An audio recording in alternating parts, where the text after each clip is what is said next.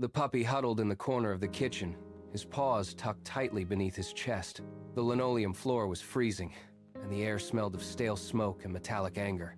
A heavy boot slammed against the cabinet door, sending a violent vibration through his small frame.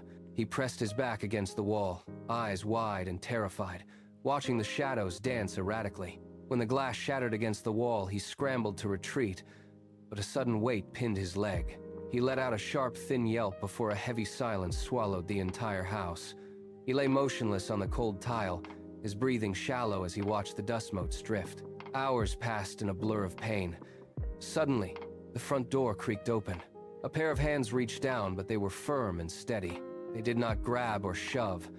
They slid beneath him, lifting him with careful precision. He was wrapped in a thick, coarse blanket that smelled of fresh laundry soap. The world outside blurred into a series of passing streetlights as he was carried into safety. Inside the clinic, the lights were bright and white. A woman in a blue tunic pressed a stethoscope to his chest, her movements quiet. She checked his leg, her fingers tracing the injury with a gentle pressure. He watched her face, his gaze fixed on the way her brow furrowed in concentration. He did not growl.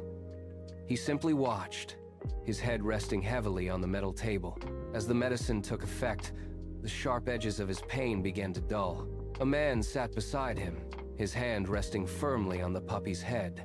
He let out a long, shuddering breath, his muscles finally uncoiling. He closed his eyes, the warmth of the hand on his head the last thing he felt.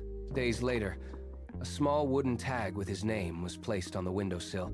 The sunlight hit the polished wood, casting a soft glow over the spot. This was the place where he finally belonged.